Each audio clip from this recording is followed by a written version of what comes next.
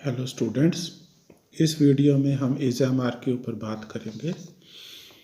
Is am are जो है present है of irregular verb be. Be जो है रूट वर्ब होता है, ठीक है। तो इज एम आर जो देखिए, थोड़ा सा मैं आपको बता देता हूँ। यहाँ पे देखिए, जो फर्स्ट फॉर्म होती है वो बी होती है, और इज एम आर जो होता है ये इन्फ्लेक्शंस होते हैं सिंगुलर प्लूरल्स के लिए, इज एम आर। और जो सेकंड फॉर्म होती है वो वाज वर होती है, वाज और वर। और थर्ड फॉर्म बीन होती है। और आई होप ओके। तो और जो आई एन जी फॉर्म होती है वो बीइंग होती है। चलिए, यहाँ नीचे लिखा हुआ है, मैं आपको दिखाता हूँ। तो आगे लिखा है, आपको पता लग गया इरेगुलर वर्ब क्या होते हैं। जैसे कि हम देखें, गो, वेंट, गॉन, ये इरेगुलर वर्ब होते हैं जिसमें तीनों फॉर्म्स अलग अलग होती हैं, या कई बार दो फॉर्म्स अलग अलग होती हैं, ठीक है। और जो रेगुलर वर्ब्स होते हैं वो कुछ इस तरह से होते हैं, उनके पीछे ईडी लगता है, ठीक है। जैसे कि आप लिख सकते हो लिव, लिव्ड, लिव्ड। ये इनको रेगुलर वर्ब्स कहते हैं। जो ऊपर मैंने लिखा है इनको इरेगुलर वर्ब्स कहते हैं। तो जो ये इज एम आ रहा है ये भी एग्जाम्पल ऑफ इरेगुलर वर्ब है। अच्छा, अब लेक्सिकल वर्ब क्या होती है? मेन वर्ब को ही लेक्सिकल वर्ब कहते हैं। ये लिंकिंग टू आइडियाज़, दो आइडियाज़ को लिंक करने में हेल्प करते हैं लेक्सिकल वर्ब। जैसे ये इज एम आर, एमा इज़ अ टीचर, तो एमा और टीचर इसको लिंक किया ना उसने, एमा टीचर है। Eggs are in the fridge, ये अंडे फ्रिज में हैं, ठीक है। ऑक्सिलरी वर्ब, ऑक्सिलरी वर्ब को हम सिंपल भाषा में हेल्पिंग वर्ब कहते हैं। तो इज एम आर का use as a helping verb भी होता है, एज अ मेन वर्ब भी होता है। जो हमने ऊपर एग्जांपल देखे थे, यहाँ इज लगा था, यहाँ आर लगा था, इसके अलावा और कोई वर्ब नहीं लगा था, तो ये मेन वर्ब के तौर पे यहाँ काम कर रहे थे। अब आप नीचे सेंटेंस देखिए, I am doing my homework. यहाँ डूइंग भी है और एम भी है। यहाँ डूइंग मेन वर्ब है और एम जो है हेल्पिंग वर्ब है, यहाँ ऑक्सिलरी वर्ब है। एक ही बात है, हेल्पिंग वर्ब बोलिए या ऑक्सिलरी वर्ब बोलिए। Coffee is produced in Colombia, is और प्रोड्यूस्ड। इज़ देखिए, ये एक ऑक्सिलरी वर्ब के तौर पे यूज़ हुआ है, और प्रोड्यूस्ड ये मेन वर्ब है यहाँ पे, और ये पैसिव वॉइस में लिखा हुआ है। Note the forms of verb be in the present, okay, ठीक है, ये हमने देख लिया। सिंगुलर आई एम, ये आपको पता है कि एम के साथ आई लगाते हैं हम, I am, we are, you are, he, she, it के साथ इज लगता है, he is, she is, it is, they are, ठीक है। ये इसकी फॉर्म्स बताई हुई हैं बी की। Be, being, was were, past के लिए होता है। बीइंग थर्ड फॉर्म होती है, पास्ट पार्टिसिपल होता है। अब इसके हम ग्रामर पैटर्न्स करते हैं कि इससे इज एम आर से किस तरह से क्या ग्रामर पैटर्न होते हैं, किस तरह के सेंटेंसेस बनते हैं। देखिए, एन पी का मतलब नाउन फ्रेज, कोई नाउन आ जाता है या कोई आगे प्रोनाउन आ जाता है, फिर उसके बाद इज एम आर लगता है। उसके बाद फिर कोई आप नाउन फ्रेज भी डाल सकते हो। नाउन फ्रेज मत डालिए, कोई एडजेक्टिव डाल दिए, सब कुछ नहीं इकट्ठा डालना। एडजेक्टिव डाल दीजिए, एडजेक्टिव नहीं कोई प्रेपोजिशन भी आ सकती है, प्रेपोजिशन नहीं तो वो एडवर्ब भी आ सकता है। देखिए एग्जांपल दिए हैं, Warsaw is the capital of Poland. Warsaw जो है वो कैपिटल है पोलैंड की। आर यू वेल, क्या आप ठीक हो? वेल एडजेक्टिव है एक। I am in the shower, मैं शावर में हूँ। The neighbours lights aren't on, ये देखो ऑन प्रेपोजिशन है, सीधा लिंकिंग वर्ब के बाद ऑन आ गया आर के बाद, कि नेबर्स की लाइट ऑन है। तो इज एम आर हम इस तरह जब यूज़ करते हैं, क्या बताने के लिए यूज़ करते हैं? To give more information about the subject, subject के बारे में। जिससे ये सब्जेक्ट कौन से हो गए, जैसे Warsaw, you, I, the neighbours, जिससे हम सेंटेंस शुरू करते हैं ना, वही सब्जेक्ट होता है। सच एज हु और वट, वो इससे ये बताते हैं कि सब्जेक्ट कौन है, हु, व्हाट क्या है, कहाँ है, व्हेन, हाउ, इन सवालों का हमें जवाब मिलता है। ठीक है, आगे देखिए, जब इज एम आर का use as an auxiliary verb के तौर पे होता है तो इसमें क्या होता है, कोई नाउन या प्रोनाउन, नाउन फ्रेज आगे लग जाती है, उसके बाद is am are plus I N G. तो ये प्रेजेंट कॉन्टिन्यूस का ही वर्ब स्ट्रक्चर लिखा हुआ है। Kate is watching TV, Kate TV देख रहा है, देख रही है, सॉरी।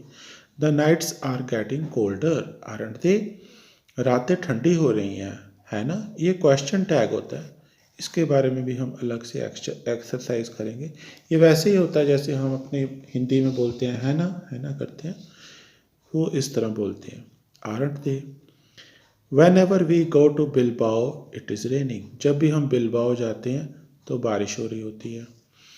तो to talk about things in progress, देखिए प्रेजेंट कॉन्टिन्यूस की ये डेफिनेशन है कि कोई घटनाएं हो रही हैं इन द प्रेजेंट, ईदर नाउ, या तो वो अब हो रही हैं या आजकल हो रही हैं, और वेरी जनरली, या आमतौर पे होती हैं। ठीक है, this pattern is called present continuous. इस पैटर्न को प्रेजेंट कॉन्टिन्यूस बोलते हैं। चलिए आगे चलते हैं हम।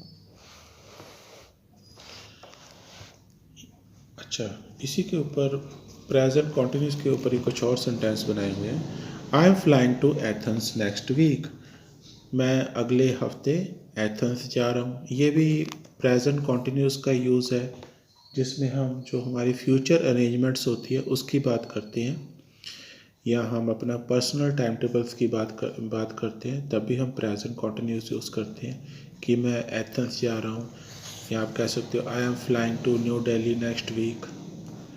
When are you seeing Aurelio, आप ओरेलियो को कब मिल रहे हो, या सीइंग का मतलब मिलना है, मीटिंग। आप ऐसे बोल सकते हो when are you seeing your doctor, आप अपने डॉक्टर को कब मिल रहे हो, I am seeing my doctor on Monday. To talk about future arrangements, देखिए पर्सनल टाइम टेबल या फ्यूचर अरेंजमेंट्स के लिए भी हम ये जो स्ट्रक्चर है इसको यूज़ करते हैं, ये पैटर्न यूज़ करते हैं। तो ये प्रेजेंट कॉन्टिन्यूस है। आगे देखिए, noun phrase plus is am are, उसके बाद टू इन्फिनेटिव। इन्फिनेटिव का मतलब फर्स्ट फॉर्म होता है, बेस फॉर्म होता है, रूट फॉर्म। जैसे देखिए रूट फॉर्म क्या होती है, जैसे गो और गोज दोनों ही फर्स्ट फॉर्म्स ही हैं, गो और गोज दोनों ही फर्स्ट फॉर्म है, लेकिन ये रूट फॉर्म है, ये इन्फ्लेक्शन है, इसके साथ ई एस लगा हुआ है ताकि इसका यूज़ हम सिंगुलर नाउन्स के साथ कर सकें। इन्फिनेटिव मतलब रूट फॉर्म की बात करते हैं, वर्ब की फर्स्ट फॉर्म। अब देखिए, talks are to begin next week in Washington, कि जो टॉक्स है, टॉक्स मतलब बातचीत जो है, अगले हफ्ते वाशिंगटन में होंगी। ठीक है, ये एक फॉर्मल यूज़ है, a more formal way of talking about future arrangements. देखिए अगर आप ऑफिशियल अरेंजमेंट्स की बात करेंगे तो हम इस तरह से बात करते हैं, ऑफिशियल अरेंजमेंट्स जो होते हैं उसको is am are to is am are plus to infinitive के साथ लिखा जाता है, इस तरह आर टू के बाद फर्स्ट फॉर्म इज टू के साथ, एम्फसाइजिंग देयर सर्टनिटी, क्योंकि ये निश्चित होता है कि ये घटनाएं होंगी। जो हमारे फ्यूचर अरेंजमेंट्स होते हैं, जो हमारे पर्सनल टाइम टेबल होते हैं, उनको हम प्रेजेंट कॉन्टिन्यूस में लिखते हैं। ठीक है, ये थोड़ा सा फ़र्क है, ऑफिशियल अरेंजमेंट्स को इस स्ट्रक्चर में लिखा जाता है। आगे देखिए, noun phrase plus is am are plus past participle. Past participle का मतलब वर्ब की थर्ड फॉर्म होता है। तो ये पैसिव वॉइस का वर्ब स्ट्रक्चर दिया हुआ है। Where is Catalan spoken, Catalan कोई भाषा है, कहाँ बोली जाती है। Towels are not provided, towels provide नहीं किए जाते। I am often asked this question, that question, मुझसे अक्सर ये क्वेश्चन पूछा जाता है। ठीक है, to talk about things that happen in the present without needing to say who और वट कॉजेज दैम। तो ये देखिए, इसको पैसिव वॉइस में यूज़ किया हमने, क्योंकि यहाँ पैसिव वॉइस में हम ये बताने की ज़रूरत नहीं है हमें कि एक्शन किसने किया है, डूअर ऑफ द एक्शन कौन है। या तो वो इम्पॉर्टेंट नहीं है, या हम छुपाना चाहते हैं, या हमें कॉन्टेक्स्ट से ही पता लग जाता है कि कौन है डूअर ऑफ द एक्शन। जब हम ये नहीं बताना चाहते कि डूअर ऑफ द एक्शन कौन है, तभी हम passive voice verb structure use करते हैं। This is called simple present passive. चलिए ये भी हो गया। उसके बाद कॉलोकेशंस हो गया। तो थोड़ा सा मुझे आपको कॉलोकेशंस के बारे में बताना पड़ेगा। कॉलोकेशंस क्या होती हैं? ये फिक्स्ड एक्सप्रेशंस होती हैं। तो मैं थोड़ा सा आपको बताता हूँ, एग्जांपल देता हूँ फिक्स्ड एक्सप्रेशंस के। आई होप आपको दिखाई दे रहा है। ओके, थोड़ा सा और ऊपर कर देता हूँ इसको। चलिए, कॉलोकेशंस क्या होती हैं? कॉलोकेशंस इज़ द वे, थोड़ा सा इसको और एडजस्टमेंट करनी पड़ेगी, ये ठीक है। कॉलोकेशंस क्या होती हैं? फिक्स्ड एक्सप्रेशंस होती हैं। Collocations is the way in which particular words tend to occur और बिलोंग टुगेदर। तो कुछ जो वर्ड्स होते हैं, पर्टिकुलर वर्ड्स होते हैं, वो अक्सर देखा जाता है कि वो इकट्ठे ही आते हैं, ठीक है। ऐसे लगता है कि वो एक साथ ही उनका यूज़ होता है, tend to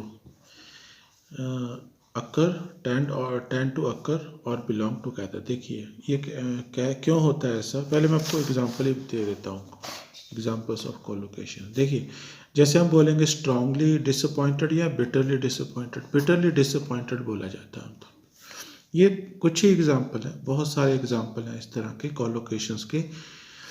bye share luck, ये भी एक कॉलोकेशन है। Make a phone call, make verb है, उसके साथ make a phone call. Safe and sound, ठीक है, ये देखिए ये भी एक कॉलोकेशन है। क्रिस्टल क्लियर, राइट नाउ, ये आमतौर पे ये ऐसे वर्ड्स एक साथ ही आते हैं। ये राइट के साथ नाउ आएगा, राइट नाउ, ठीक है। तो इस तरह के बहुत सारे एग्जांपल्स होते हैं। अगर आप कोई डिक्शनरी देखोगे तो डिक्शनरी में आमतौर पे कोलोकेशंस को बोल्ड लेटर्स में लिखा गया होता है।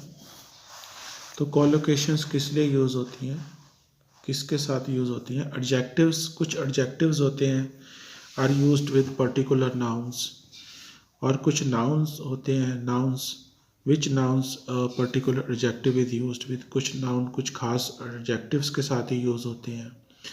कुछ वर्ब्स होते हैं जो कुछ खास नाउन्स के साथ ही यूज़ होते हैं। तो which adverbs are used to intensify, कुछ जो एडवर्ब्स होते हैं वो कुछ खास एडजेक्टिव्स के साथ ही यूज़ होते हैं। तो ये होती है कॉलोकेशंस, फिक्स्ड एक्सप्रेशंस बोलते हैं हम इसको। चलिए हम आगे करते हैं। हाँ जी, आई होप आपको दिखाई दे रहा है ठीक से। कॉलोकेशंस, तो some of the most frequent verbs, verbs के साथ भी कॉलोकेशंस होती हैं, नाउन्स के साथ भी होती हैं, एडजेक्टिव्स के साथ भी होती हैं। तो वर्ब्स के साथ कह रहा है ये कि जो अक्सर दिखाई देती हैं, occur in grammar pattern 4 passive voice in spoken language are do. Do के साथ बहुत सारी कॉलोकेशंस बनती हैं, मेक, कॉल, पुट, ये कुछ वर्ब्स दिए गए हैं। Give, take, use and tell. जैसे the laundry is done on Fridays, ये डन के साथ बना दी। जैसे हम बोलते हैं कि डू योर वॉशिंग, ठीक है, इस तरह से। What is a cash dispenser called in French, cash dispenser को क्या बोलते हैं फ्रेंच में। Some of the most frequent verbs that occur in passive in all tenses in technical and academic writing are make. देखिए make, give, use, find, see, take, do, call and say, इनके साथ भी बहुत सारी कॉलोकेशंस बनती है। कॉलोकेशंस के ऊपर मैं एक अलग से वीडियो बनाऊंगा, तो फिर मैं उसको आपको और डिटेल में समझाऊंगा। तो कुछ एक सेंटेंस दिया, most light switches are made from white plastic. A petri dish is used for cultivating bacteria. Adverbs के साथ भी देखो कुछ collocations बनती हैं। Adverbs that most frequently occur with grammar pattern 4 the passive are now, ये use होते हैं। Rhodesia is now called Zimbabwe. Rhodesia को आज जिम्बाब्वे कहते हैं। Alligators are also found in China, alligators China में पाए जाते हैं। Kitchen sink is still blocked, kitchen sink अभी भी ब्लॉक है। चलिए अब हम सेट फ्रेजेस करते हैं। सेट फ्रेजेस क्या होती हैं, ये इसके नाम से ही पता लगता है कि ये सेट होती हैं। इसी तरह इनका एक ख़ास मीनिंग होता है। आर यू स्टिल देयर, देखिए, and so I was saying to Brenda are you there. ये इस तरह से होता है जैसे मान लो इसका यूसेज क्या होता है कि कई बार हम किसी बंदे से बात कर रहे होते हैं तो हमें बंदा लगता है कि वो तो कहीं खो गया, वो है ही नहीं यहाँ पे, वो हमारी बात सुन ही नहीं रहा, कहीं और ही खोया हुआ है। तो जैसे हम बोलते हैं कई बार चेहरे के ऊपर हाथ फिर हिलाते हुए, चेहरे के सामने से हाथ, कि अरे भाई आप यहाँ पर ही हो या कहीं और हो, आर यू देयर, ये वो चीज़ है। आके देखिए, ये वो जवाब दे रहे हैं, yes yes I am listening go on. हाँ हाँ बोलिए, क्या बोल रहे थे आप, गो ऑन। गो ऑन मतलब जारी रखिए, कंटिन्यू, अपनी बात को कंटिन्यू करिए। When you are speaking on the telephone, अच्छा, आप जब टेलीफोन पे बात कर रहे हो तब देखिए आम तौर पे इस तरह की एक्सप्रेशंस होती हैं। वेयर आर यू, आप कहाँ हो, ठीक है। Hi, where are you, I am on the train. Frequently asked question when speaking on a mobile or cell phone, ठीक है। अच्छा, ऊपर वाला जो था वो फ़ोन की बात कर रहा था। When you are speaking on the phone, okay okay, जब आप फ़ोन पे बात कर रहे हो कि हाँ जी आप सुन रहा हूँ मैं, आप बोलिए, कंटिन्यू करिए। ये वेयर आर यू एक ऐसी फ्रेज़ है जो आम तौर पे आप मोबाइल फ़ोन पे हम बोलते हैं कि आप कहाँ पे हो, कहाँ पर हो, ठीक है। अच्छा, ये देखिए वेयर आर यू फ्रॉम, कि आप कहाँ के रहने वाले हो। जब ये क्वेश्चन आता है तो हम पूछते हैं टू आस्क समवन्स नेशनैलिटी और होम टाउन, उसकी हम नेशनैलिटी पूछते हैं या कहाँ का रहने वाला है। वेयर आर यू फ्रॉम, दूसरा बंदा जवाब दे रहा है, well I was born in England but I grew up in Australia. तो इंग्लैंड में मैं पैदा हुआ था लेकिन मैं जो बड़ा हुआ हूँ वो ऑस्ट्रेलिया में हुआ हूँ। ग्रू अप, ग्रू अप का मतलब बड़ा होना। आगे देखिए, what's it called in Spanish, या what's it called in English, what's it called in Chinese, या what's it called in Hindi कह सकते हैं। इस तरह से भी हम बोलते हैं कि इस चीज़ को हिंदी में क्या बोलते हैं, इंग्लिश में क्या बोलते हैं। इस तरह से हम क्वेश्चंस बनाते हैं। देखिए, what an artichoke called in Spanish, artichoke को स्पेनिश में क्या बोला जाता है, तो ये लिखा हुआ है उना, ये तो मुझसे प्रोनाउंस भी नहीं हो रहा, चलिए छोड़िए। To ask for a translation, यानी कि हम ट्रांसलेशन के बारे में पूछते हैं। तो इसका प्रोनाउंसिएशन होता है उना अल्काचोफा, ठीक है।